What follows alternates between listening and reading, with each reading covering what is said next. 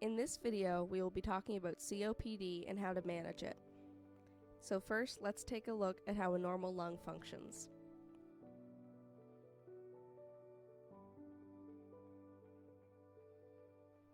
Inside the lungs, there are tubes that lead to air sacs called alveoli. These air sacs fill up with oxygen when you breathe, and the oxygen passes through the walls into the bloodstream. The red blood cells carry oxygen to the rest of the body.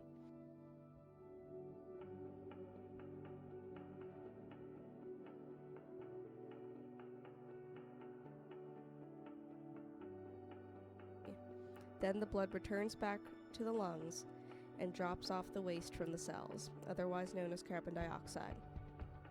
This carbon dioxide is breathed out, and then this is repeated to breathe properly. A healthy air sac is like a balloon.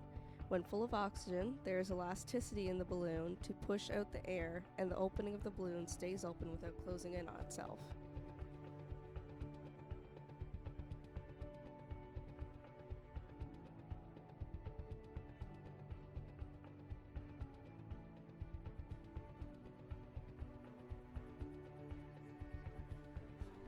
Those with COPD, however, do not breathe in this normal rhythm. COPD stands for chronic obstructive pulmonary disease. Chronic meaning that it does not go away, obstructive meaning that the airways are blocked, pulmonary meaning that it affects the lungs, and disease meaning an illness changing the normal functioning of the body. COPD is usually caused by pollution that you breathe in over a long period of time. This could be long-term cigarette smoking, secondhand smoke, working with lots of harmful chemicals, or living in an area with lots of air pollution. In some cases, COPD can be passed down through generations. There are different types of diseases in the lungs that fall under the category of COPD: emphysema, chronic bronchitis, and non-reversible asthma. Most people with emphysema also have chronic bronchitis. How does emphysema affect the healthy lungs? The tiny air sacs get damaged by many different toxins. Damage over time causes the wall of the air sacs to be destroyed, creating fewer large air pockets instead of many small ones. This causes old air to sit in the lungs, leaving no room for new air filled with oxygen. An air sac affected by COPD is similar to a plastic bag because the plastic bag has no elasticity left to force out the inhaled air. The air sits inside the plastic bag without allowing for new air to come in.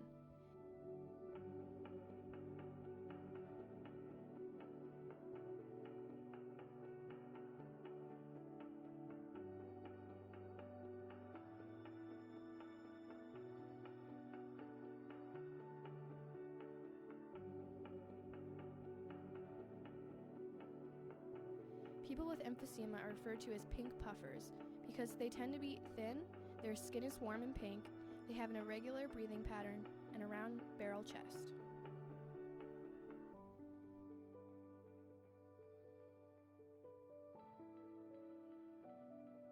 How does bronchitis affect the healthy lungs? Chronic bronchitis causes swelling and clogging the airways, which leads to mucus buildup. Bronchitis is chronic when there is a cough that produces mucus for 3 months for at least 2 years in a row.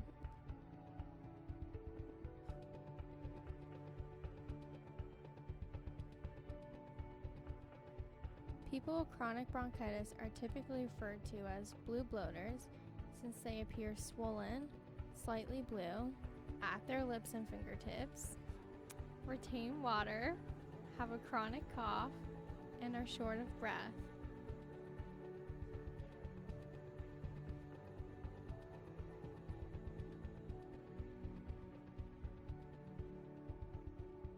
So let's recap.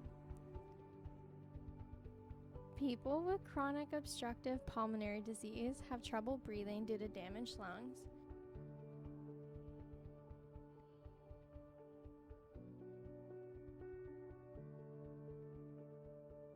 There are two main branches of COPD, which are emphysema, known as pink puffers, and chronic bronchitis, known as blue bloaters, that usually go hand in hand.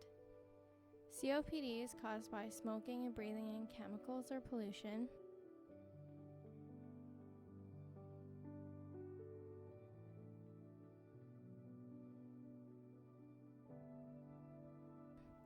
And finally, people with COPD have shortness of breath, chronic cough, mucus production, retain carbon dioxide, and can appear slightly blue.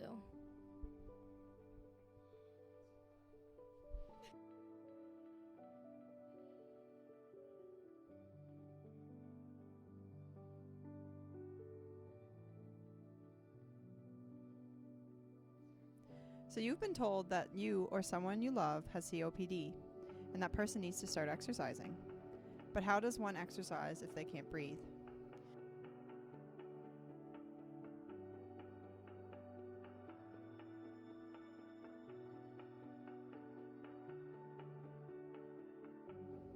You should consult with your doctor or nurse practitioner before beginning an exercise program. When starting to exercise, the most important thing to remember is to listen to your body. Start with mild exercises so that you can build up your tolerance and take breaks when you feel like you need to. The person can do sitting exercises while leaning forward to open airways and improve overall breathing. Some stationary exercises include kicking your feet or clapping your hands or using free weights. Pursing your lips while breathing and exercising is also a good way to allow your lungs to let out that extra carbon dioxide so that you may breathe easier. Pursed lip breathing keeps the airways open and produces a stronger force to allow air to flow in and out easier. This encourages relaxation of your airways. Furthermore, if you are prescribed some medications such as Ventolin, Flovent, or Symbicort, these will help to widen airways and reduce swelling and irritation. However, you may need to allow some time for your body to get used to the new medication before beginning to exercise. Some tips for beginning to exercise include: listen to your body, start with mild exercises and build up your tolerance, take breaks, use pursed lip breathing, wait until medication is working, use a portable oxygen machine. To keep your chest open, lean on a table or another item or grasp the belt of your pants. And lastly, try to improve your posture. You should always contact your doctor or nurse practitioner if you have any questions or concerns. If you're having any respiratory emergency, call 911 immediately. If you know anyone who's struggling with COPD, feel free to share this video with them. Thanks for listening.